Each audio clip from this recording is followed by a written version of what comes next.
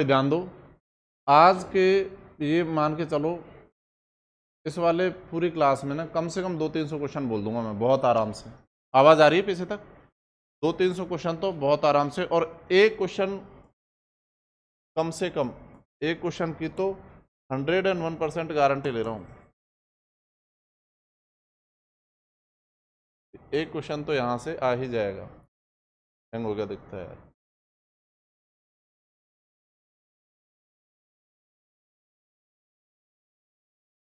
आप समझते चलो बस, ठीक है, सुनते रहना। आज लिखना लिखाना बाद में करेंगे। सबसे पहले बात करेंगे भारत का सबसे उत्तरी राज्य या केंद्र शासित प्रदेश कौन सा है? लद्दाख। इसके बाद आगे बढ़ जाते हैं। भारत का सबसे उत्तरवर्ती राज्य हुआ केंद्र शासित प्रदेश, ठीक है। इसकी कैपिटल साथ में लेके चलेंगे, क्या है? लेह। भारत का सबसे उत्तरी स्थान यहाँ कहीं पड़ेगा, और पहले पड़ता था ये JNK में, लेकिन आज पड़ता है कहाँ पर? लद्दाख में, क्योंकि अब लद्दाख को बड़ा कर दिया है यूटी, और ये तो छोटा सा कर दिया। दोनों केंद्र शासित प्रदेश है। इस स्थान का नाम है क्या? इस स्थान का नाम है इंदिरा कौल। ठीक बात। पड़ता कहाँ पर है? लद्दाख में।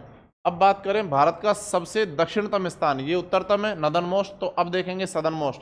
सबसे दक्षिणतम स्थान पड़ेगा यहाँ पर, ठीक है। और ये क्या है? अंडमान निकोबार आइलैंड्स, अंडमान निकोबार द्वीप समूह। ये भी यूनियन टेरेटरी है, ये भी यूटी है और ये भी यूटी ही है। तो अंडमान निकोबार आइलैंड्स का बिल्कुल जो सदर्न मोस्ट आइलैंड है ना, उस पे पड़ता है। इसका नाम है इंदिरा पॉइंट। इंदिरा पॉइंट का हालांकि दूसरा नाम भी है, मैं लिखा दूंगा। इसका नाम है पिग्मेलियन पॉइंट, ठीक है। भारत का उत्तरतम बिंदु इंदिरा कॉल और भारत का दक्षिणतम बिंदु इंदिरा पॉइंट, जो पड़ता है कहाँ पर? यहाँ पर। अब बात करें भारत का सबसे पश्चिमी स्थान कौन सा होगा? यहाँ पर पड़ेगा। कई किताबों में सर क्रीक भी लिख रहा है। अगर ऑप्शन में मिले ही नहीं क्या, अगर आपको नहीं मिले गौर माता, तो फिर सर क्रीक कर ही देना। कच्छ तो पूरा का पूरा जिला है, पर उस जिले में भी पर्टिकुलर स्थान कौन सा है, वो वाली बात है। तो ये है, या तो सर क्रीक मिलेगा, और सर क्रीक नहीं मिलेगा तो मिलेगा क्या? गौर माता। तो सर क्रीक या गौर माता भारत का सबसे पश्चिमतम स्थान है। राज्य पूछेगा तो आपको दिखाई दे रहा है कौन सा? गुजरात हो जाएगा। अब आ जाते हैं भारत के सबसे पूर्वी स्थान की ओर। भारत का सबसे पूर्वी स्थान यहाँ पर पड़ेगा। स्टेट तो दिख रहा है अरुणाचल प्रदेश है, लेकिन अगर स्थान पूछेगा तो स्थान क्या हो जाएगा? किबिथु। किबिथु नहीं मिलेगा तो मिलेगा वालांगू। वालांगू नहीं मिलेगा तो मिलेगा लोहित। वैसे लोहित जिला है, ठीक है। तो इनमें से कोई मिलेगा, ज्यादातर मामलों में ये ही मिलता है, किबिथु, ठीक है। अब इससे क्वेश्चन क्या बनते हैं? 4 क्वेश्चन और बन जाते हैं। पहली बात तो ये कि भारत का उत्तरतम बिंदु ये हुआ, भारत का दक्षिणतम बिंदु ये हुआ, लेकिन ये तो मेनलैंड पे है नहीं, मुख्य भूमि पर तो नहीं है। मुख्य भूमि तो यही है, और मुख्य भूमि का दक्षिणतम बिंदु पड़ेगा यहाँ पर, और इसका नाम है क्या? कन्याकुमारी।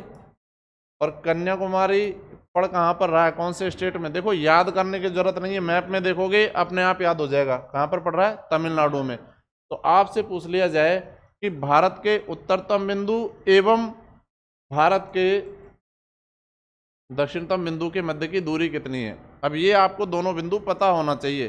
दोनों बिंदु मतलब भारत का नदर्न मोस्ट और मेनलैंड का सदर्न मोस्ट पॉइंट पता होना चाहिए। तो इनके बीच की दूरी कितनी हो जाएगी? 3214 किलोमीटर।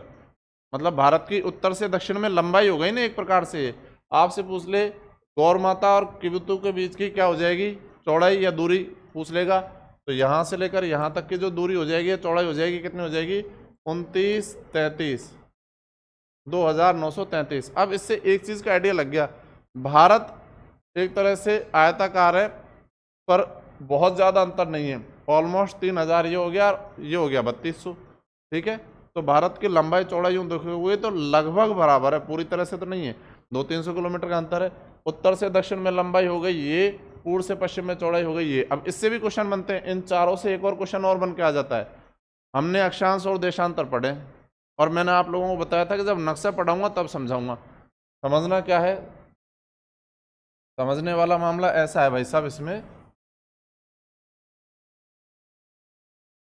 कि भारत का अक्षांशीय विस्तार,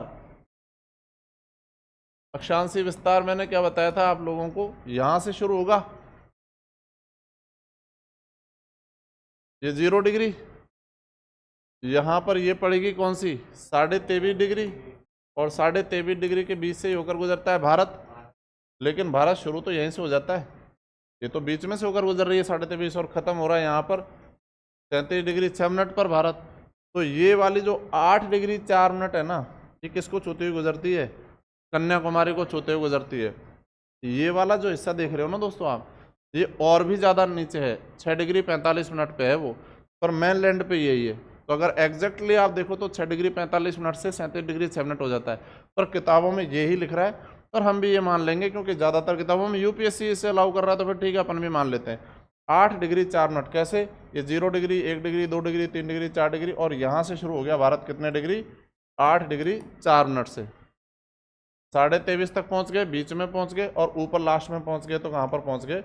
ये 23.5 वाली बीच में से गुजर जाएगी, और यहाँ पर से जो गुजरेगी ये होगी कितनी? 37 डिग्री 6 मिनट।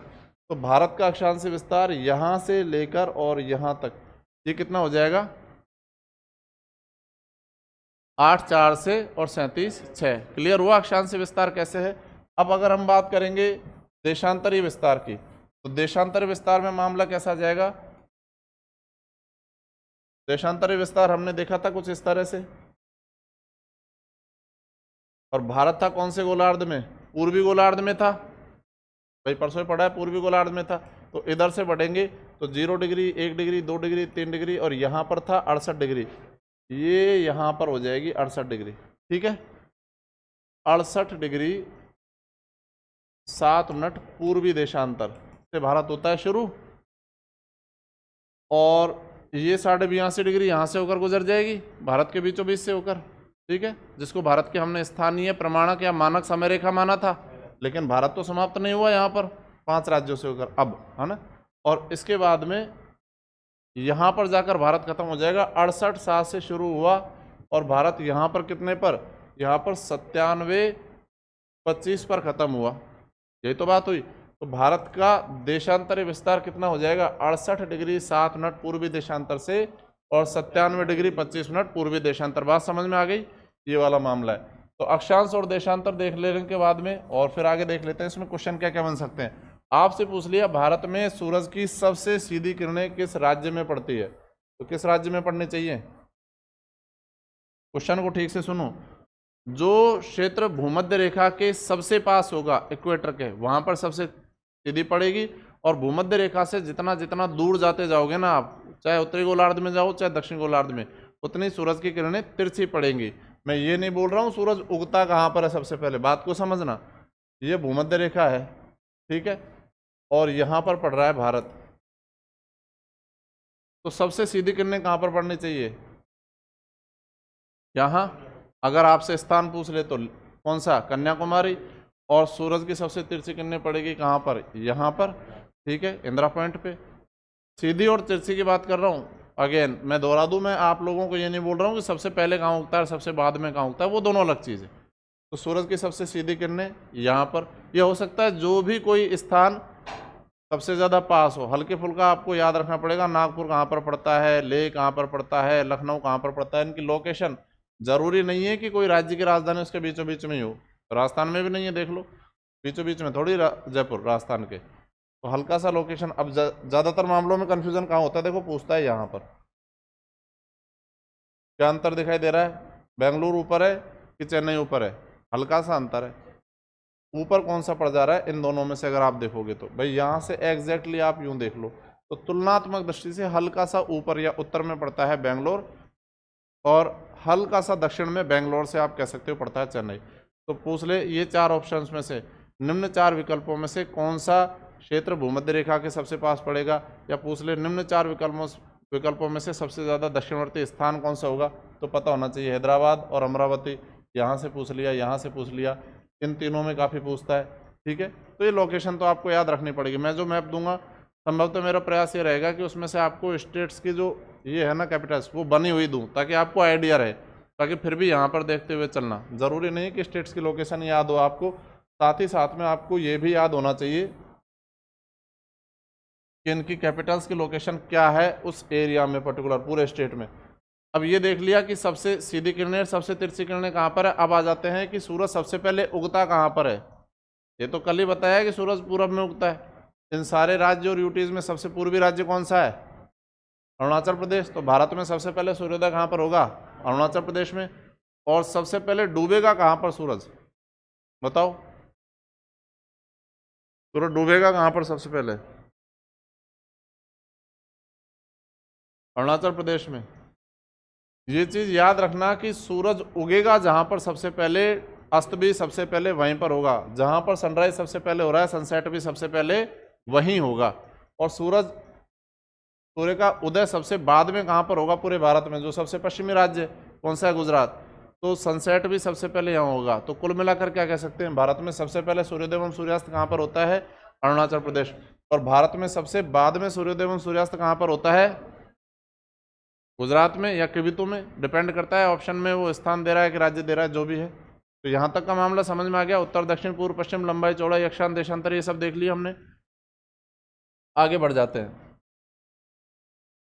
अब ध्यान रखना भाई, ये सारे के सारे भरवाऊंगा तो स्टेट्स और यूटीज की लोकेशन विद देयर कैपिटल याद रखते चलना। ये हमने यहाँ तक बात कर ली थी। लद्दाख कैपिटल हो गई ले। फिर ये जम्मू और श्रीनगर। देखो भारत के पास ऐसे राज्य भी हैं, एक राज्य के पास कितनी राजधानी है? 2। और ऐसे राज्य भी है 2 राज्यों के पास मिलाकर एक राजधानी है। दोनों तरह के ही हैं। जैसे ये रहा जे एंड के में देखो श्रीनगर पड़ रहा है ऊपर की ओर, देख पा रहे हो, और जम्मू पड़ रहा है नीचे की ओर। और आप जानते हो कि जे एंड के की 2 कैपिटल है। जब श्रीनगर है इसकी समर कैपिटल, और ये है इसकी विंटर कैपिटल। ग्रीष्मकालीन राजधानी कौन सी है? श्रीनगर। अच्छा, श्रीनगर से याद आया, श्रीनगर की स्थापना कौन से महान भारतीय शासक ने की थी? कई बार आ चुका है। किसने? महाराजा हरि सिंह। तो ये तो आज़ादी के पहले। सम्राट अशोक ने स्थापना की थी किसकी? श्रीनगर की। तो वो तो 2000 साल पहले की बात कर रहे हैं अपन, है ना। तो श्रीनगर जे एंड के की कौन सी राजधानी है? ग्रीष्मकालीन। और ये है शीतकालीन। और ऐसा है क्यों? लॉजिक समझ लो ताकि याद रह जाए चीज़ें। भाई मामला ऐसा है कि जब यहाँ गर्मियाँ पड़ती है या भारत में गर्मियाँ पड़ती है, तो यहाँ पर उस टाइम पर बर्फबारी इतनी होती नहीं गर्मी श्रीनगर में। तो उस टाइम पे एडमिनिस्ट्रेशन वहाँ से चल लेता है, प्रशासनिक कार्य जो होते हैं वो वहाँ से ऑपरेट किए जा सकते हैं। पर जब यहाँ पर सर्दियाँ पड़ने लगती है श्रीनगर में, तो यहाँ पर ऑपरेशंस इतने आसान होते नहीं है। तो ये कैपिटल को शिफ्ट कर देते हैं कहाँ पर? जम्मू। तो दिमाग में एक बात आती होगी, क्या फिर जम्मू में ही कर दो सारा कुछ एक ही बार में? यहाँ से गर्मी सर्दी बरसात चलता रहेगा, क्या दिक्कत है? वास्तव में कोई दिक्कत नहीं है, पर बना रखा है बस ऐसे।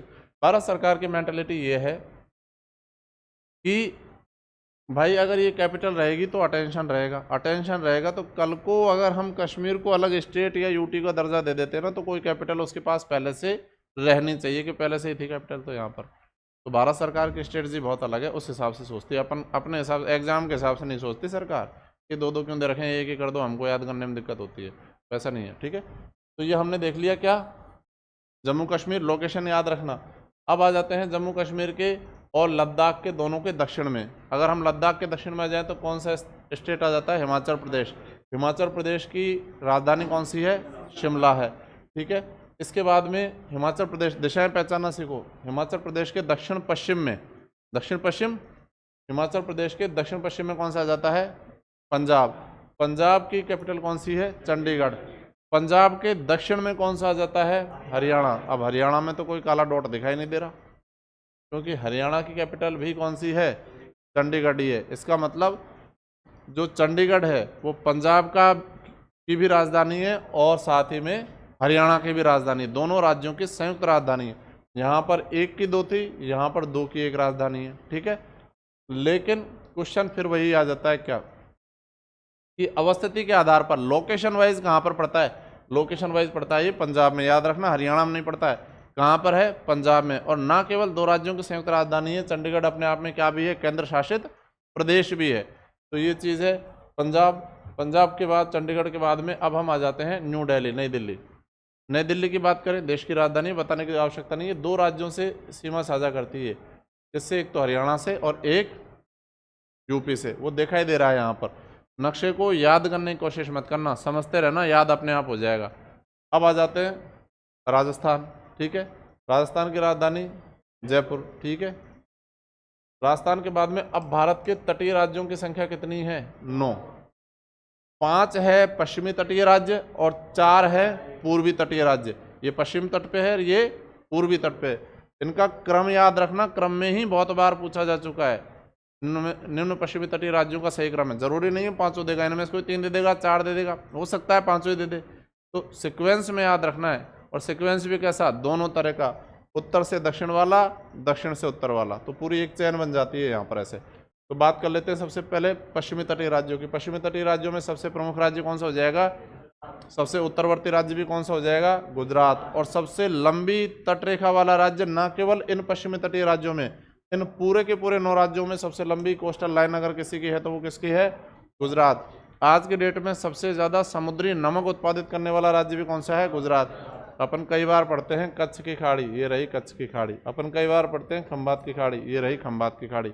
एरिया याद रखना, ये कच्छ की खाड़ी है, ये खंबात की खाड़ी। जिससे राजस्थान की नदियां पढ़ते हैं, 2 नदियां कौन सी, लूनी और कौन सी, पश्चिमी बनास, गिरती है कहाँ पर, कच्छ की खाड़ी में। 2 नदियां कौन सी, माही और साबरमती, गिरती है कहाँ पर, खंबात की खाड़ी में। ठीक है, तो ये चीज़ याद रखनी है यहाँ पर। अब आगे बढ़ जाते हैं, ये गुजरात हो गया। गुजरात की कैपिटल कौन सी है, गांधीनगर।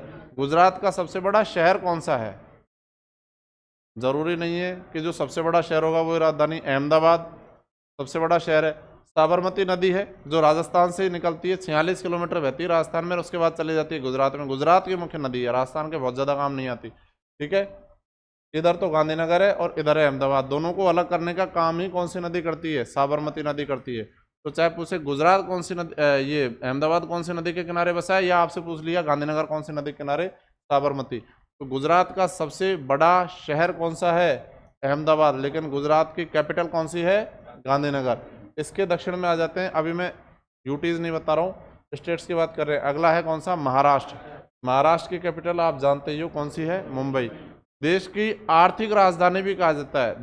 देखो दुनिया में दोनों तरह के देश हैं जिनकी एक कैपिटल है, और ऐसे भी देश है जिनकी घोषित रूप से 2 राजधानियां हैं। भारत की घोषित रूप से एक राजधानी कौन सी, दिल्ली।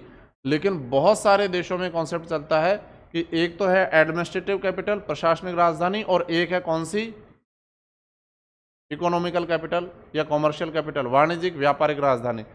भारत में ऐसा कोई कॉन्सेप्ट नहीं है, लेकिन हम फिर भी बोलने में बोल देते हैं कि भारत की वाणिज्यिक, आर्थिक या व्यापारिक राजधानी किसे कहा जाता है, मुंबई को। क्योंकि जीडीपी के हिसाब से देखो तो मुंबई ज़्यादा अर्न करती है इन कंपेयर टू दिल्ली। तो ये है मुंबई। ठीक है, महाराष्ट्र की राजधानी मुंबई। मुंबई अपने आप में कितने द्वीपों पर बसा हुआ शहर है, 7 द्वीपों पर बसा हुआ है। इन 7 द्वीपों को इन टोटल हम क्या बोल देते हैं, साल सेट के नाम से जाना जाता है। ये है मुंबई। ठीक है, तो महाराष्ट्र की राजधानी हो जाएगी मुंबई। महाराष्ट्र के नीचे आ जाएंगे तो इंडिया का सबसे छोटा राज्य आ जाएगा कौन सा, गोवा। जो वो राज्य है जहाँ सब जाना चाह रहे हैं, जाने नहीं दे रहे घर वाले। ठीक है गोवा, और गोवा में ये है, गोवा की कैपिटल पणजी। देखो मुझे कैलकुलेशंस पता है, तुम लोगों का दिमाग कहाँ पे चल रहा है। ठीक, तुम जाके आओ एक बार सिलेक्शन के बाद। सिलेक्शन के बाद भी क्या ही कर लोगे तुम, सिलेक्शन के बाद नौकरी करोगे। 2 साल तक तो तुम वैसे घोषित बेलदार हो, पता है ना, प्रोविजन पीरियड कहते हैं इसे, कि नौकरी छोड़ के ज़्यादा लंबे समय तक गया अगर लल्लू राम तो चले ही जाना, फिर वापस मत आना। 2 साल तक तो सरकार भी तुमसे ये कहती है हम आपके हैं कौन, कोई लेना देना नहीं है ज़्यादा देर तक। आप छुट्टी पर नहीं जा सकते परिवीक्षा काल में, आपको पता होगा जब तक प्रोविजन पीरियड चल रहा है आप नहीं जा सकते बहुत लंबी छुट्टी पे। आप प्राइवेट ही होते हो, सरकार आप पे ट्रस्ट बिल्डिंग का काम कर रही होती है। उस टाइम हम देख ले हमारे लायक हो कि नहीं हो, पढ़ने से ही पार नहीं पड़ेगी, नौकरी करना आता है कि नहीं आता है। 2 साल बाद फिर हो जाते हो तुम बिल्कुल आराम में चौड़ में, कि अब तो इतना भरोसा हो गया है सरकार को जितना मेरे बाप को मुझ पर नहीं है, अब तो मैं छुट्टी पे जाऊँगा। और बहुत सारे मेरे खुद के मित्र वो 2 साल बाद डायरेक्ट 1 साल की छुट्टी पर चले गए तैयारी के लिए, जब और आगे बढ़ूंगा। बढ़ना भी चाहिए, बुरी बात नहीं है, पर ठीक है, खैर सबका अपना अपना मेंटलिटी। तो वापस आते हैं गोवा पे। गोवा की राजधानी है पणजी। इंडिया का क्षेत्रफल के आधार पर सबसे छोटा राज्य कौन सा है, गोवा। अच्छा, इंडिया का पॉपुलेशन वाइज, जनसंख्या के आधार पर सबसे छोटा राज्य यहाँ पर है, और पॉपुलेशन के आधार पर तो सबसे छोटा राज्य है ही ये। गोवा के बाद एरिया वाइज भी दूसरा सबसे छोटा राज्य है कौन सा, सिक्किम। और तीसरा सबसे छोटा राज्य ये रहा, त्रिपुरा। एरिया वाइज पहला गोवा, दूसरा सिक्किम, और तीसरा त्रिपुरा एरिया में। और पॉपुलेशन में सबसे कम इसकी सिक्किम। सिक्किम की पॉपुलेशन ये है। 2011 की जनगणना के अनुसार, नया डेटा तो अभी आया नहीं, ठीक है। तो ये जनसंख्या है 6,10,000, 6 करोड़ नहीं है, इतने में ही खत्म हो गया। उस टाइम जयपुर की जनसंख्या 66 लाख थी, बताओ, और इनकी 6,10,000, सीधे ही खत्म होते हैं, ये शुरू होते ही नहीं है। तो ये वाला मामला है। आ जाते हैं गोवा। गोवा की राजधानी है पणजी या पंजिम भी बोल सकते हो। कोस्टल लाइन पकड़ के चलोगे तो गोवा पहले आएगा, और मैंने कहा है तटरेखा पकड़ के चलना है, तो गुजरात, महाराष्ट्र, गोवा, और फिर आ जाएगा ढंग से कर्नाटक, ठीक है। कर्नाटक की राजधानी है बंगलुरु, ठीक है। इसके नीचे आ जाएंगे तो कौन सा जाएगा, केरला, और केरल की कैपिटल कौन सी है, तिरुवनंतपुरम। इसको इन शॉर्ट बोल सकते हो त्रिवेंद्रम, वो एक ही बात है, त्रिवेंद्रम हो कि तिरुवनंतपुरम हो, अलग अलग नहीं है, ठीक है। ये नाम थोड़ा सा लंबा था तो थोड़ा छोटा कर दिया, उसको त्रिवेंद्रम कर दिया। वो तिरुवनंतपुरम हो या त्रिवेंद्रम हो, देखो त्रिवेंद्रम से क्वेश्चन आया हुआ है और अच्छा क्वेश्चन है, और इसीलिए कहता हूँ कि नोट्स पे भी ध्यान दो। भारत के किसी भी राज्य की सबसे दक्षिणतम राजधानी कौन सी होगी, ये होगी। इससे नीचे तो पोर्ट ब्लेयर भी नहीं है, पोर्ट ब्लेयर भी इससे ऊपर है, क्योंकि इसकी राजधानी तो ऊपर ही ऊपर है। इसकी राजधानी भारत के किसी भी राज्य या यूटी की सबसे निचली राजधानी कौन सी हो जाएगी, यही हुई, तो ध्यान रखना। पश्चिमी तटीय राज्यों की संख्या हो गई 5। पहला कौन सा, गुजरात, दूसरा कौन सा, महाराष्ट्र, तीसरा कौन सा, गोवा, चौथा कौन सा, और पांचवा, ये उत्तर से दक्षिण में क्रम भी हो गया। अब आ जाते हैं हम पूर्वी तटीय राज्यों की ओर। तो भारत का सबसे दक्षिणतम राज्य है तमिलनाडु, बात हो चुकी है। और देखो केरल यहाँ पे खत्म हो जाता है, तमिलनाडु कंपेरेटिवली ज़्यादा दक्षिण में, याद रखना। लेकिन इसकी कैपिटल ऊपर ही ऊपर है, कौन से, चेन्नई। ऊपर आ जाते हैं तो अगला राज्य आ जाता है कौन सा, आंध्र प्रदेश। अब यहाँ पर एक कैच है, छोटा सा याद रखना, यहाँ लिखा हुआ है अमरावती, ठीक बात, लेकिन दो दिक्कतें हो गई ये हाल फिलहाल के दिनों में। 2013 में जब तेलंगाना को भारत का अलग राज्य घोषित किया गया, आपको पता होगा, तो 10 साल के लिए दोनों की कॉमन कैपिटल घोषित कर दी गई, किसे, हैदराबाद को। तो 2013 में इसका अध्यादेश पारित हो गया था, 2014 से तो मान ही लिया था। तो 31 दिसंबर 2023, ये अभी आ रहा है 2-3 महीने में, ठीक है, तक तो हैदराबाद ही कॉमन कैपिटल रहेगी दोनों की। 1 जनवरी 2024 से अमरावती को नया कैपिटल घोषित कर दिया जाए, ये माननीय उच्चतम न्यायालय सुप्रीम कोर्ट का आदेश है। लेकिन यहाँ की जो सरकार है आंध्र प्रदेश की, उन्होंने खुद ने हाथ ऊंचे कर दिए। हाथ इसलिए ऊंचे कर दिए कि भाई हमारी बस की नहीं, हम पूरा नया शहर नहीं बना सकते। अब इन्होंने जोश परोश में शुरू तो कर दिया उस टाइम पे, लेकिन अब इनके पास फंडिंग नहीं है, पैसा नहीं है, तो वो बोल रहे हैं कि 5 साल के लिए और बढ़ा दो, हम चला लेंगे हैदराबाद से काम, क्या दिक्कत है, 10 साल भी चलाया ही ना काम, 5 साल और चला लेंगे, तब तक बन जाएगा हमारा शहर। ऐसा चल रहा है, कंफर्म नहीं है। पर अगर आंध्र प्रदेश की अलग से कैपिटल पूछ ले तो कर देना, और अगर ये ऑप्शन नहीं आया तो फिर तो ये तो है ही है अपने पास, ठीक है, हैदराबाद। अब यहाँ और यहाँ आने के बाद में आंध्र प्रदेश से अलग हुआ है तेलंगाना, और क्योंकि नया राज्य है तो इसके बारे में बात कर लेते हैं। बात क्या कर लेते हैं, देखो दक्षिण भारत का इकलौता ऐसा राज्य है जो कहीं से भी कोस्टल लाइन नहीं बनाता, समुद्री सीमा तटीय रेखा बना रहा है कि कहीं से, और इसके अलावा कोई ऐसा नहीं है जो नहीं बनाता है, सिवाय किसके, तेलंगाना के। दूसरा ये भी पता होना चाहिए कि तेलंगाना कितने राज्यों से सीमा बनाता है, 4। ये भी पता होना चाहिए कौन कौन से राज्यों से सीमा बनाता है। तो देखो इससे तो अलग ही हुआ है, 1, दूसरा, तीसरा और चौथा छत्तीसगढ़। याद रखना कौन से नहीं बनाता है और कौन से बनाता है, दोनों तरह से। कौन से बनाता है 3-3 के जोड़े पूछ लेगा, वह युग्म छांटी, इसमें सभी राज्य तेलंगाना से सीमा बनाते हैं, बन गया क्वेश्चन, ठीक है। और अगर नहीं बनाता है तो 3 ऑप्शन इनमें से कोई दे देगा, और एक इधर इधर कोई से दे देगा एक, ठीक है। ज़्यादा चांस है कि दक्षिण भारत का ही कोई देगा, क्यों, कन्फ्यूजन वहीं पर होगा, ठीक है। तो ये याद रखना, 2 क्वेश्चन बना दिए। और ट्रायंगल जैसा है, त्रिभुजाकार आकृति का जो राज्य है वो भी कौन सा है, तेलंगाना है। दक्षिण में समुद्र से सीमा नहीं बनाता है, कौन सा है, तेलंगाना है। और कौन कौन से राज्यों से सीमा बनाता है वो भी हमने देख लिया, ठीक। वापस आ जाते हैं कोस्टल लाइन पे, तो यहाँ पर आ गए तमिलनाडु, यहाँ पर आ गए आंध्र प्रदेश। इसके बाद ऊपर आ जाते हैं तो ये कौन सा आ जाएगा, ओडिशा। ओडिशा की कैपिटल कौन सी है, भुवनेश्वर। और सबसे उत्तरवर्ती राज्य आ जाएगा कौन सा, पश्चिम बंगाल। और पश्चिम बंगाल की कैपिटल कौन सी है, कोलकाता। इनका दक्षिण से उत्तर में कम देखेंगे तो तमिलनाडु, आंध्र प्रदेश, उड़ीसा और पश्चिम बंगाल, ठीक। भारत के 9 तटीय राज्य, 5 पश्चिमी तटीय और 4 पूर्वी तटीय। वापस से एक बार जहां पेन रख रहा हूं नाम बोलना स्टेट का, सबसे पहले, इसके बाद, इसके बाद, इसके बाद, इसके बाद, इसके बाद, इसके बाद, इसके बाद, और इसके बाद, इनका दक्षिण से उत्तर क्रम याद कर लेना और इनका उत्तर से दक्षिण याद कर लेना, ये पूरी सीरीज बन जाएगी ऐसे। लेकिन गारंटी नहीं है, इनका भी दक्षिण से उत्तर पूछ सकता है और इनका उत्तर से दक्षिण पूछ सकता है, वो डिपेंड करता है। पर एक सीक्वेंस में याद करोगे तो ज़्यादा इजीली दिमाग में बनता है मैप। ये हो गए, आ जाते हैं बीच में। अब बीच में देखो, आपको पता होगा 1, 9 और 15 नवंबर सन 2000 को 3 राज्यों से अलग होकर 3 अलग राज्य बने। ठीक है, सबसे पहले बात करेंगे किसकी? मध्य प्रदेश की। मध्य प्रदेश की कैपिटल सबको पता है, बताने की आवश्यकता नहीं है, भोपाल। एमपी नवंबर 2000 तक भारत का सबसे बड़ा राज्य था, जब तक इसे कौन अलग नहीं हुआ? छत्तीसगढ़ अलग नहीं हुआ। अब जैसे ही छत्तीसगढ़ अलग हुआ ना, राजस्थान बड़ा नहीं हुआ है, राजस्थान बाय डिफॉल्ट बड़ा हो गया क्योंकि एमपी छोटा रह गया। इसमें कुछ जुड़ा नहीं है, इसमें से कुछ हट गया तो ये पहले नंबर पर आ गया, वैसा वाला मामला है। ठीक, तो ये एमपी है, एमपी की राजधानी है भोपाल और एमपी से अलग होकर बना राज्य छत्तीसगढ़। छत्तीसगढ़ की राजधानी कौन सी है? रायपुर। ठीक बात। एमपी से ऊपर चले जाते हैं, बहुत इंटरेस्टिंग राज्य, नाम है उत्तर प्रदेश। नहीं मतलब बाबा की वजह से नहीं, वैसे ज्योग्राफी की वजह से। यहाँ की राजधानी क्या है? लखनऊ। अब यूपी से भी एक राज्य अलग हुआ है, आपको पता होगा कौन सा है? उत्तराखंड। जब अलग हुआ था उस टाइम क्या था नाम? उत्तरांचल। अभी नाम क्या हो गया है? उत्तराखंड। तो ये है उत्तराखंड। उत्तराखंड की राजधानी है देहरादून। कई किताबों में इसकी नवीनतम घोषित राजधानी गैरसैंण, वो भी लिखी हुई है, दोनों लिखवा देंगे। तो ये देहरादून और गैरसैंण जो किसकी राजधानी? उत्तराखंड की। यूपी के उत्तर में है उत्तराखंड, जो यूपी से ही अलग हुआ है, और मध्य प्रदेश के दक्षिण पूर्व में कौन सा पड़ जाता है? छत्तीसगढ़, जिसकी राजधानी रायपुर। देखो यूपी की एक और विशेषता, भारत का नहीं, एशिया का भी नहीं, पूरी दुनिया का ही सबसे ज़्यादा पॉपुलेशन वाला स्टेट अगर कोई है पूरे वर्ल्ड में, इससे बड़ा स्टेट ही नहीं है पॉपुलेशन वाइज, इंडिया और एशिया छोड़ ही दो। कौन सा? यूपी। उस टाइम पे 2011 की जनगणना के अनुसार बात करें तो 19 करोड़ 98 लाख, अभी तो 24 करोड़ के समथिंग कुछ होगी। यूरोप के ऑलमोस्ट 70% जनसंख्या तो एक स्टेट ही लेके चल रहा है हमारा। फिर पाकिस्तान कहता है उड़ा देंगे, कहाँ से उड़ा दोगे? मतलब कुछ तो सोच लिया करो। तो ठीक है,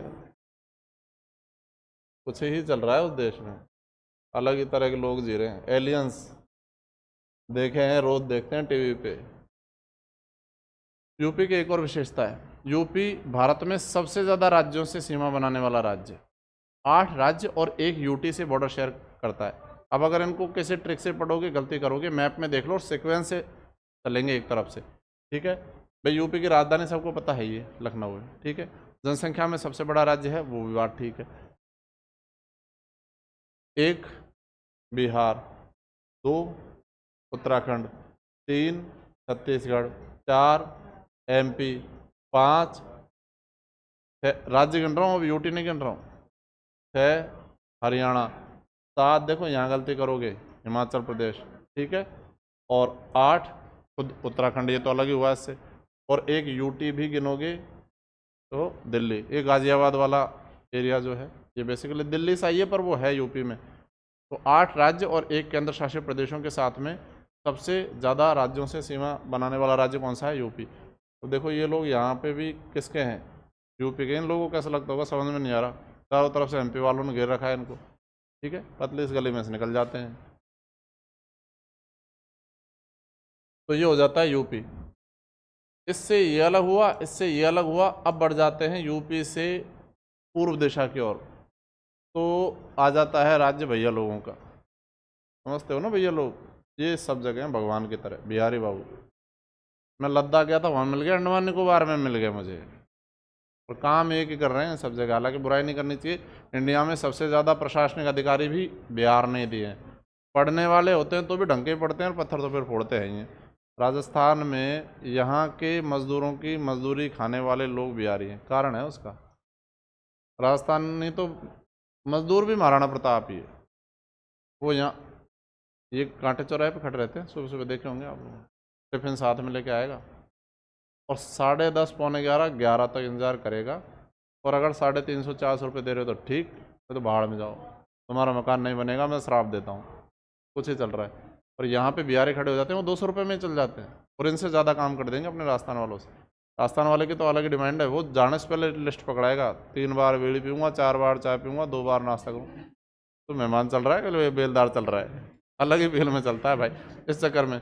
और इनको अगर आपने प्रेम प्यार से एक बार बीड़ी पिला दी और अगर चाय पिला दी तो ये मर जाए भाई, काम करते करते मरने को तैयार है, फिर कोई दिक्कत नहीं। मेहनती बहुत होते हैं, चाहे शारीरिक तौर पर देख लो, चाहे बौद्धिक तौर पर, मानसिक तौर पर देख लो, बहुत मेहनती होते हैं। तो यही कारण है कि सस्ते मिल जाते हैं, क्योंकि इनके स्टेट में थोड़ा सा ज़्यादा है एक तरह से बेरोजगारी वगैरह, तो ये अदर स्टेट्स में चल जाते हैं सभी जगह पे। तो ये है बिहार, बिहार की राजधानी है पटना। बिहार के दक्षिण में स्टेट आ जाता है कौन सा? झारखंड, जो अलग भी किससे हुआ है? बिहार से ही अलग होकर बना है झारखंड। देखो, एमपी से छत्तीसगढ़, यूपी से उत्तराखंड और बिहार से झारखंड। और महेंद्र सिंह धोनी कहाँ का रहने वाला है? रांची। तो ये रहा इसकी कैपिटल रांची। मैं ये मानता हूँ कि इधर वाले स्टेट्स में गलती करते भी नहीं हूँ, दिमाग खराब होता है यहाँ, होता है ना, और यहाँ पे करोगे, अब नहीं करोगे। देख लो अब ध्यान से, लोकेशन देख लो, मैं कोई ट्रिक नहीं बताऊंगा, बस लोकेशन बता रहा हूँ, याद अपने आप हो जाएगा। कल मैं भरवाऊंगा अभी इस मैप को, लेकिन पहले इस पर काम करना ज़रूरी है। सबसे पहले बात कर लेते हैं सिक्किम। सबसे अच्छा और इंटरेस्टिंग क्वेश्चन जिसको ज़्यादातर लोग गलत करते हैं। भाई एक बात तो मैं बता चुका, भारत का जनसंख्या के आधार पर सबसे छोटा राज्य, क्षेत्रफल के आधार पर दूसरा सबसे छोटा राज्य, ये 7 सिस्टर्स में नहीं आता है। 7 सिस्टर्स इधर के राज्यों को बोला जाता है ना, इनमें सिक्किम नहीं आता, याद रखना। पूर्वोत्तर के राज्यों में आता है लेकिन 7 सिस्टर्स में नहीं आता। पूर्वोत्तर के राज्य क्यों बोलते हैं? भारत के उत्तर पूर्व में पड़ते हैं, या उत्तर पूर्व बोल दो या पूर्व उत्तर बोल दो, एक ही बात है, ठीक है। तो नॉर्थ ईस्ट वाले स्टेट है। इन लोगों को चढ़ाने का काम भी अपन ही करते हैं, फिर इनको बुरा लग जाता है, इनको चाइनीज बोलते हैं। मेरी शक्ल मत देखो, अब देख रहे हैं गौर से कि लग तो ये भी इधर का ही रहा है। नहीं हूँ, मैं राजस्थान का ही हूँ, पास ही का हूँ, यहाँ पे सवाई माधोपुर से ही हूँ, बहुत ज़्यादा दूर से नहीं हूँ। मैंने कभी नहीं देखा अरुणाचल प्रदेश, ठीक। तो ध्यान देना, ये है सिक्किम। जैसे मैंने बोलना शुरू किया ना, तुम लोगों ने मेरी शक्ल पे चाइनीज जासूस है ये, या कोई मतलब अगर नेपाली या जापानीज भी हो सकता है, अलग ही तरह से चल रहा है तुम लोगों का। इन लोगों के लिए भी सोचते हैं अपन, इनको क्या बोलते हैं? चाइनीज मोमो। अरे भाई इंडियन है वो। और देखो जोक सपाट, इन लोगों को कहीं ना कहीं ये चीज़ हर्ट भी करती होगी, हम इन लोगों का मजाक बनाते हैं, जबकि ये भी उतने ही भारतीय हैं जितने हम भारतीय हैं।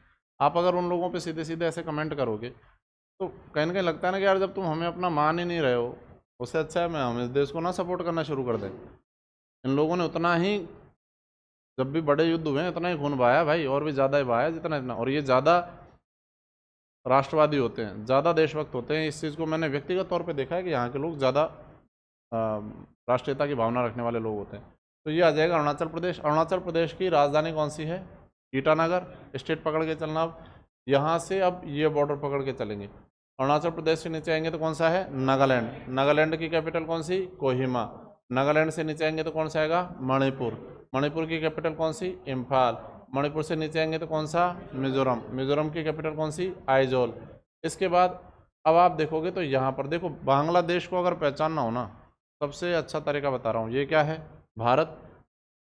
और ये सफ़ेद वाले हिस्से को देखो, भारत के बगल में छोटा सा भारत, ऐसा ही लग रहा है सब बगल में। वो गोवर्धन पूजा करते हैं तो बगल में बनाते हैं ना वो, बस वो बच्चा ऐसा ही दिख रहा है।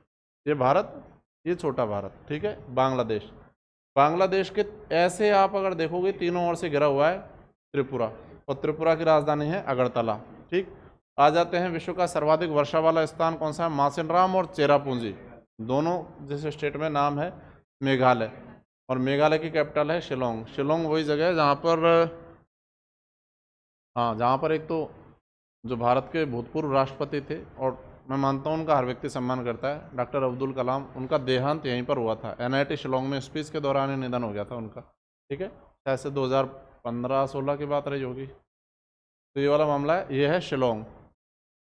और ये वाई जैसा स्टेट जो बना हुआ है ना ग्रीन कलर में, ये है असम। असम की कैपिटल कौन सी है? दिसपुर। लेकिन असम का सबसे बड़ा शहर कौन सा है? गुवाहाटी। और ना केवल असम का, पूरे पूर्वोत्तर का ही सबसे बड़ा शहर कौन सा है?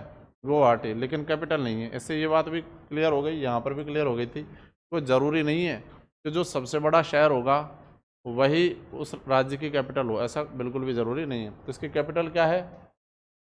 दिसपुर। और इसका सबसे बड़ा शहर कौन सा है? गुवाहाटी। इनको एक बार वापस बोल लो।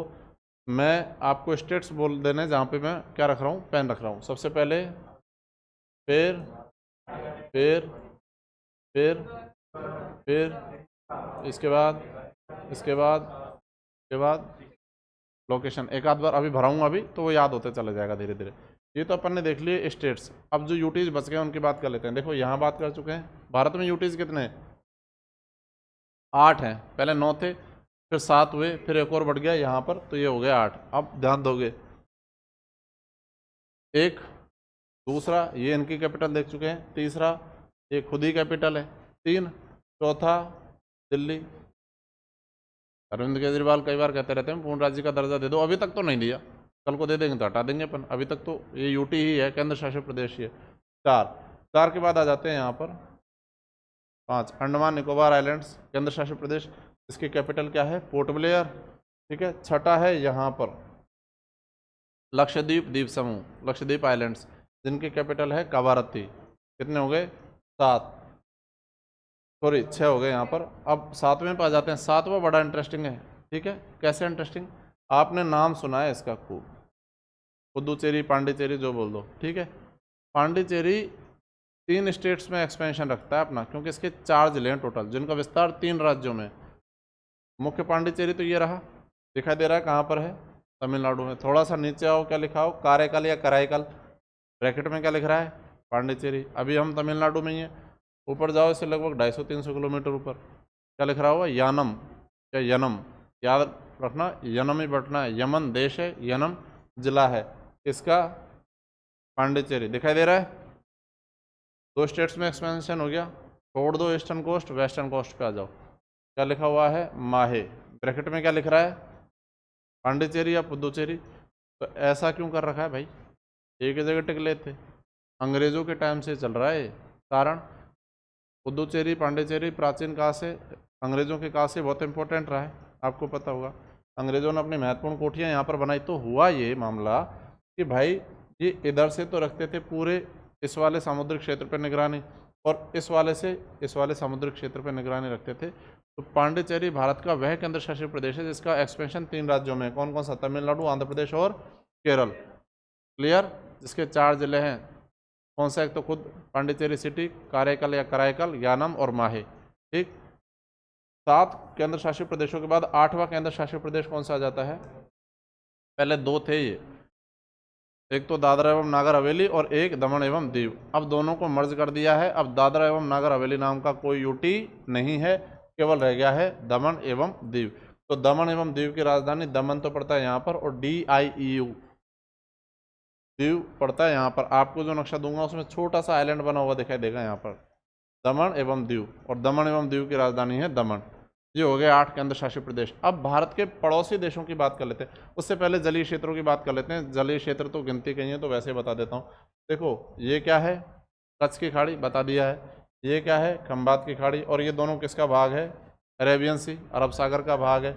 इधर ये आप देख रहे हो बे ऑफ बंगाल, बंगाल की खाड़ी। मैंने आपको क्या बताया था? प्रायद्वीप किसे कहा जाता है? ऐसा जलीय क्षेत्र जो 3 ओर से घिरा हुआ है। और खाड़ी किसे कहा जाता है?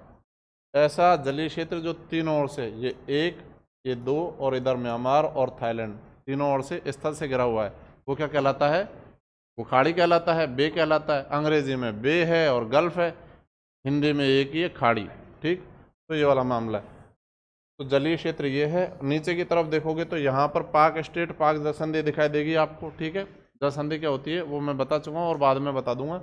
अब आ जाते हैं हम भारत के पड़ोसी देशों की संख्या। ये क्वेश्चन कंट्रोवर्शियल मैं आपको बता दूँ। स्टेट गवर्नमेंट, राज्य सरकार, भारत राजस्थान सरकार इसको 9 मान लेती है, कई में 8 भी मान चुकी है।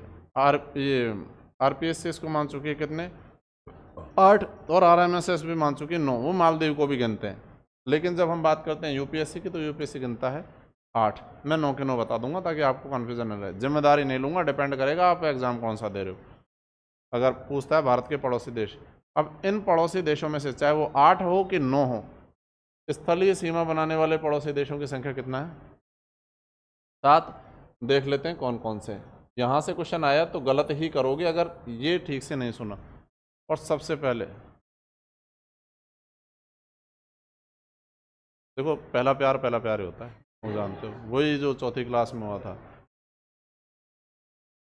तो ये है पाकिस्तान। जब बात करते हैं पाकिस्तान की, भारत के 5 राज्य और केंद्र शासित प्रदेश, तो 5 स्टेट्स और यूटी से बॉर्डर शेयर करता है। याद नहीं करना है, देख लो यहाँ पर, देखो 1 2 3 4 और 5। क्लियर? कौन कौन से हैं? लद्दाख, JNK, पंजाब, राजस्थान और गुजरात। और ये ही उत्तर से दक्षिण में क्रम है। और ये जो बॉर्डर है ना, ये वाली बॉर्डर, जिसमें राजस्थान का भी यहाँ से लेकर और यहाँ तक का हिस्सा है, और फिर ये यहाँ पर इधर सरक्रीक तक आ जाते हैं हम यहाँ तक। इसी को क्या कहा जाता है? इसी को कहा जाता है Radcliffe line, Radcliffe रेखा, जिसका निर्धारण किया गया था 14 अगस्त 1947 की दरमियानी रात। ये देश मैंने जैसा कि बताया 1 दिन पहले आज़ाद हुए हैं अपन से, ठीक है। तो ये वाला मामला है। पाकिस्तान से भारत के 5 राज्य और केंद्र शासित प्रदेश सीमा बनाते हैं। यही उनका उत्तर से दक्षिण में क्रम हो जाएगा। याद रखना कौन कौन से 5 है। अगेन बोल देता हूँ, लद्दाख, JNK, पंजाब, राजस्थान और गुजरात, ठीक। अब पाकिस्तान की कैपिटल पूछ ले, कौन सी है बताओ? है? अच्छा, लाहौर कितने मानते हैं? नहीं नहीं, वो तो ठीक है, बस ऐसे हाथों से करो जो लाहौर को कैपिटल मानते हैं पाकिस्तान की।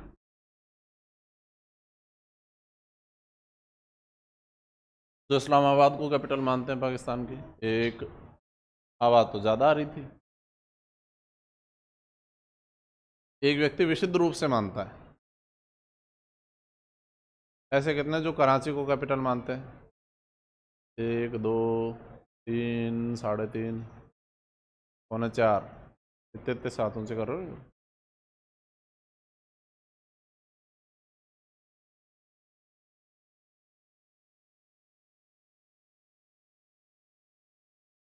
जब सही हो ना तो इतनी हिम्मत दिखाओ कि 1000 लोगों के सामने अकेले ये कह पाओ कि मैं सही हूँ, तुम सारे गलत।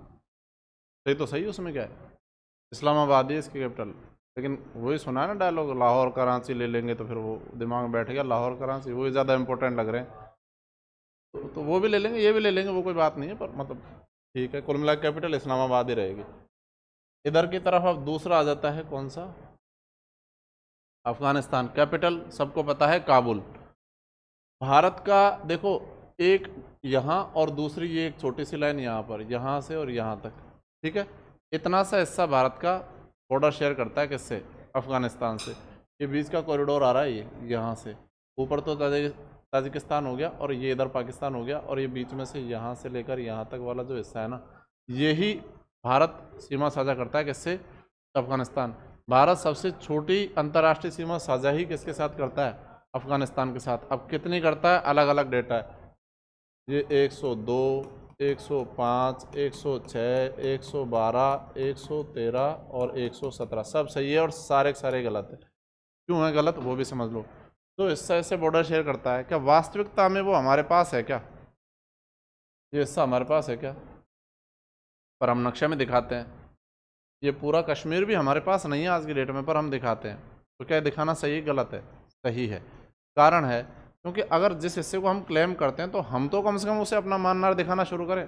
हम खुद ना मान रहे तो दुनिया क्या मान लेगी? तो दुनिया के दिमाग में ये इमेज जितनी बार जाएगी ना, कहा भाई ये तो है भारत, आप यहाँ से उड़ा दोगे, इधर से ये चाइना ने ले रखा है, इधर से ये वाला SPOK वाला पाकिस्तान ने ले रखा है, तो भारत का तो स्ट्रक्चर वो ही जाएगा ना फिर दुनिया के इमेज में, ग्लोबल कम्युनिटी में वही इमेज जाती है भारत की कि ये वाला तो है ही नहीं, ये भी नहीं, ये भी नहीं। तो हम जिसको क्लेम करते हैं उसको दिखाना शुरू करेंगे, तो ग्लोबली उस चीज़ की एक्सेप्टेंस बढ़ती है, क्योंकि उनके दिमाग में नक्शा छपेगा ये। और देखो, इसमें टाइम लग जाए, लेकिन ये तो ले ही लेंगे, ज़्यादा टाइम लगेगा नहीं, मैं आप लोगों को आज बता दूँ।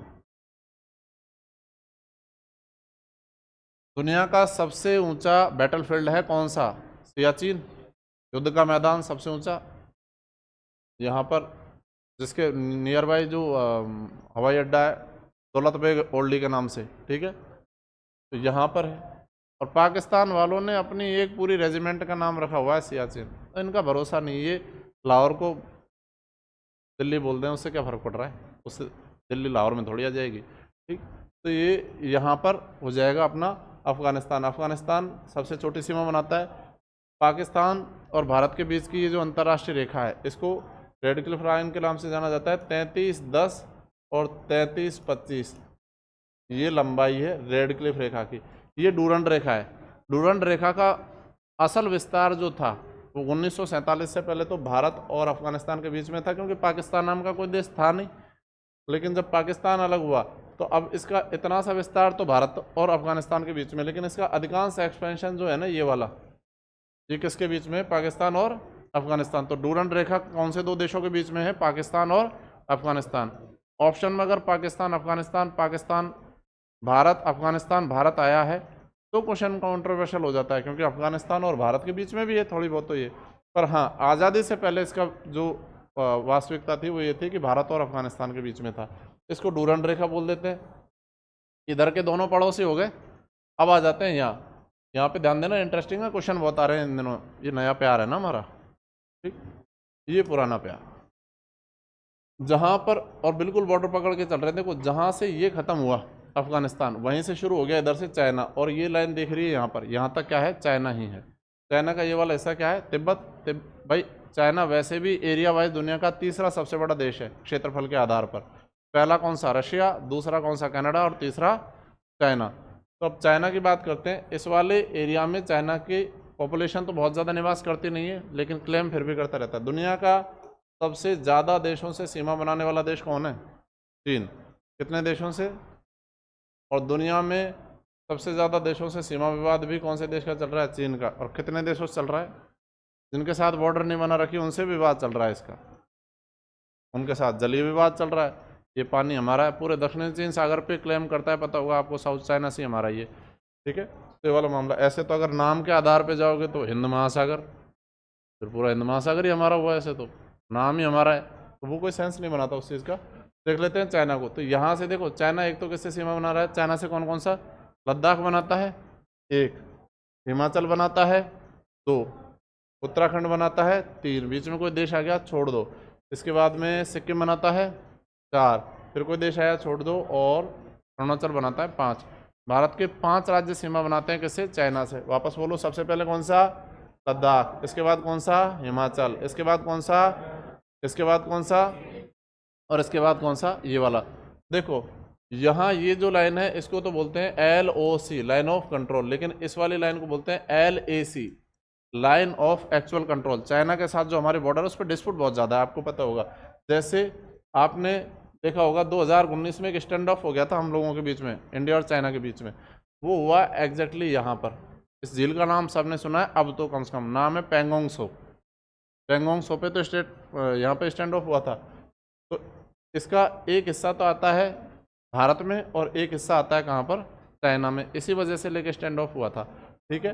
अब उस टाइम पे चाइना को उम्मीद नहीं थी, चाइना ने 50,000 सैनिक खड़े कर दिए। एक्सपेक्टेड ये था कि भारत बैकफुट पे चला जाएगा, लेकिन भारत ने कर दिया मिरर डिप्लॉयमेंट। मिरर डिप्लॉयमेंट का मतलब जितने उन्होंने खड़े किए उतने को उतने हमने खड़े कर दिए सामने के सामने, और वो आज तक स्थिति वहाँ पर वैसे ही बनी हुई है, आपको पता हुआ, ठीक है। 19 स्तर की वार्ता हो चुकी है, 19 बैठकें हो चुकी है कुल मिलाकर, अभी तक कोई सोल्यूशन नहीं निकला। हम तो नहीं हट रहे, 70 साल भी नहीं हटे हम यहाँ से, कोई दिक्कत नहीं, खड़े रहो वैसे कैसे, तुम भी खड़े हो हम भी खड़े, क्योंकि यही इलाज हो सकता है। अभी अरुणाचल प्रदेश G20 में क्यों नहीं आया, टिंग टिंग टिंग टिंग, शी जिनपिंग, कारण क्या रहा, क्योंकि ये बोल रहे हैं।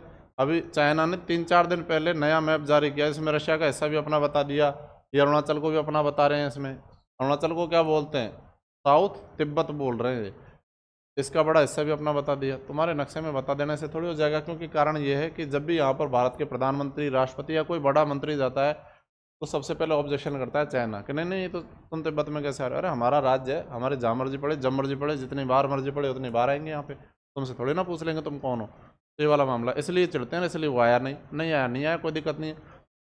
ग्लोबल बिरादरी में ये मान के चलो अब तक का सबसे बड़ा G20 समिट रहा है जो इतना सक्सेसफुल रहा है, और यह हो गया है G21, पता होगा, AU, अफ्रीकन यूनियन को और जोड़ लिया है। ऐतिहासिक कदम है, भारत की ग्लोबली अच्छी तरह से, बहुत बढ़िया तरीके से पूरा ग्लोबल मीडिया प्रशंसा कर रहा है इस चीज़ की। क्या ही फर्क पड़ गया, नहीं आया तो नहीं आया, बताओ। तो अपने ब्रह्म जी हो गए, इसका तो क्या इलाज है। तो ये हो जाएगा यहाँ पर अरुणाचल प्रदेश। 5 राज्य हो गए।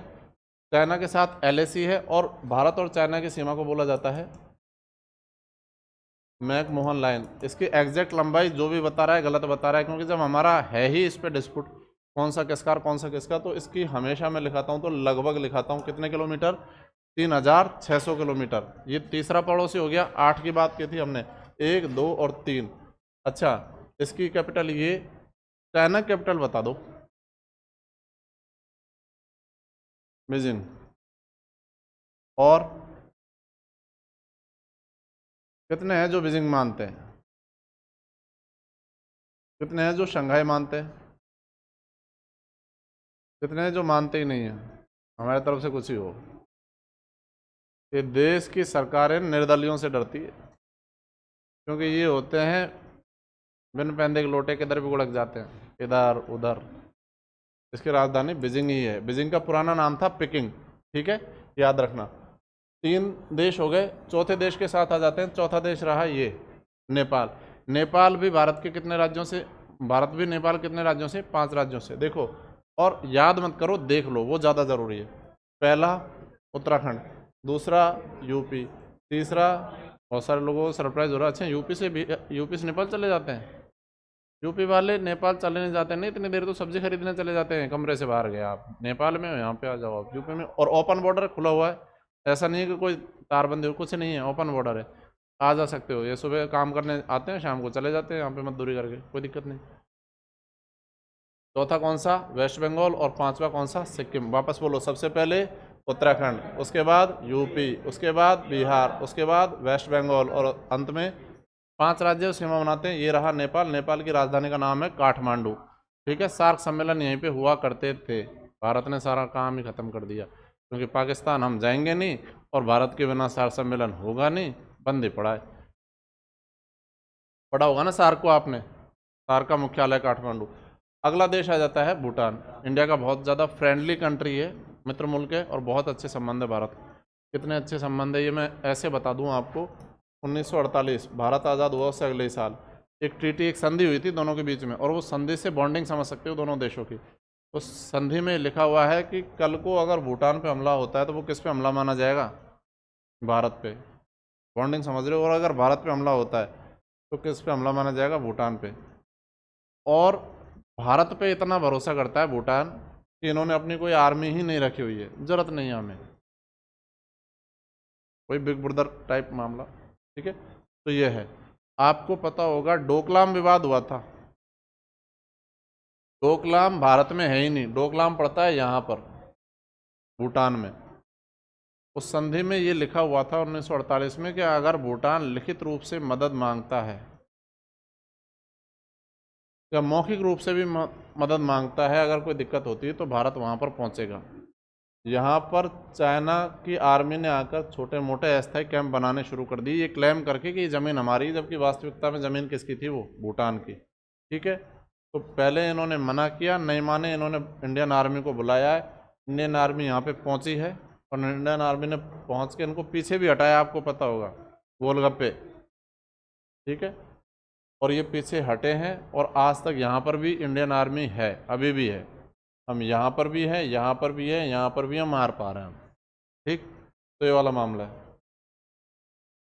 तो ये है भूटान। भूटान कितने राज्यों से सीमा बनाता है, 4। देखो, सिक्किम 1, वेस्ट बंगाल 2, असम 3, और अरुणाचल प्रदेश 4, ठीक है।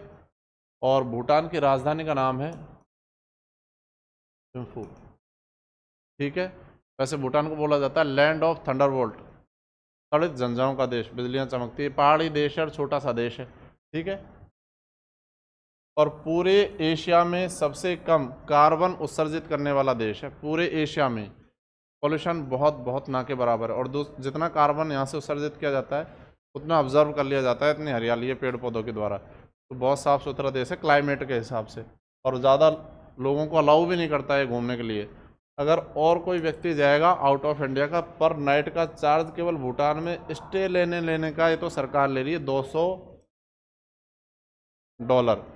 लेकिन भारतीयों के लिए छूट है, भारतीयों को केवल एक दिन मतलब एक रात्रि रुकने के वहाँ पर 1200 रुपये देने पड़ते हैं। होटल वोटल सब अलग है, ये तो सरकार ले रही है इतने।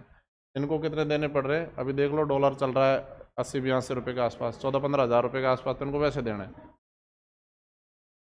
लेकिन वही है, भारतीय यहाँ पर जाकर भारत की इमेज खराब करते हैं, फालतू की हरकतें करना, शराब पीना करना, फिर हमारे पूरे कंट्री की इमेज खराब होती है। जब आप कंट्री से बाहर जाकर कोई भी ढंग की हरकत करते हो या कोई ओछी हरकत करते हो, तो वहाँ पर आप कंट्री के एम्बेसडर होते हो, एक तरह से प्रतिनिधि के रूप में काम कर रहे हो। उनके दिमाग में तो यार इंडियन ऐसे ही होते हैं क्या, वो वाली बात है। ठीक है, तो ये है भूटान। अब आगे आ जाते हैं अगले पड़ोसी पे, नाम है इसका म्यांमार। म्यांमार की बात करें, पुराना नाम क्या था? वर्मा। कितने देशों से सीमा बनाता है, कितने राज्य सीमा बनाते हैं भारत के? इसके 4। देखो, जहाँ पर चाइना की बॉर्डर खत्म हुई वहीं से बॉर्डर शुरू हो जाएगी किसकी? म्यांमार की।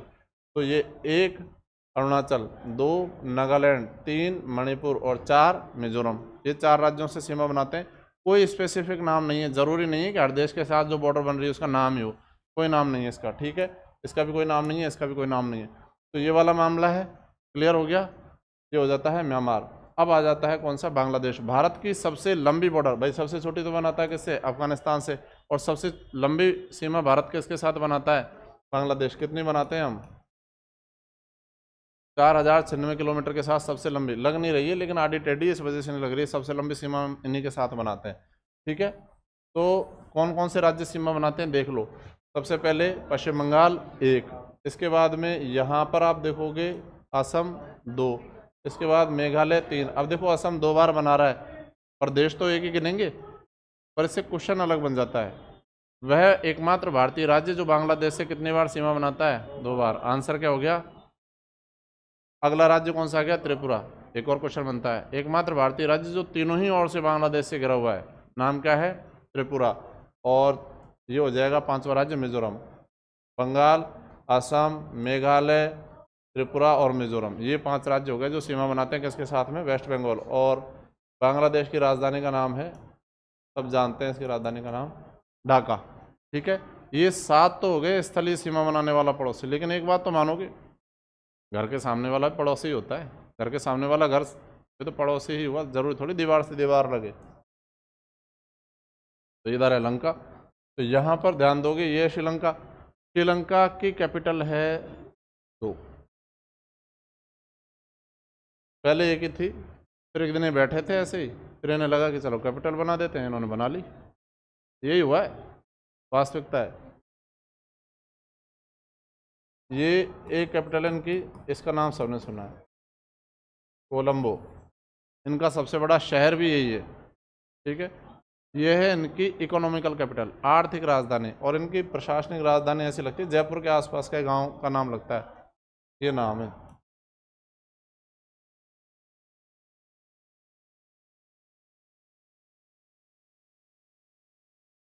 श्री जयवर्धनेपुरा, मदरामपुरा, जयसिंहपुरा, श्री जयवर्धनेपुरा, नाम भी ऐसा है। नाम बताते बताते गोवा पहुंच जाएंगे, पता है ना, जिन्होंने देखे उन्हें पता है क्या बोल रहा हूँ मैं।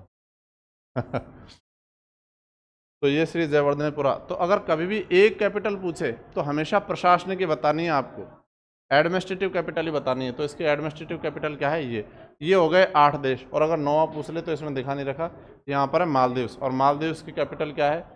MALE। हाँ, क्या पढ़ते हो इसे आप? क्या पढ़ते हो इसे?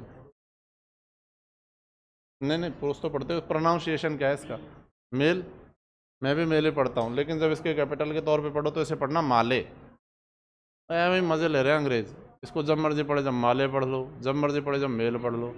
ठीक है, तो यहाँ पर हाँ हाँ यही है, आप जाके सर्च कर लो, यही नाम है, MALE माले, MALE मेल।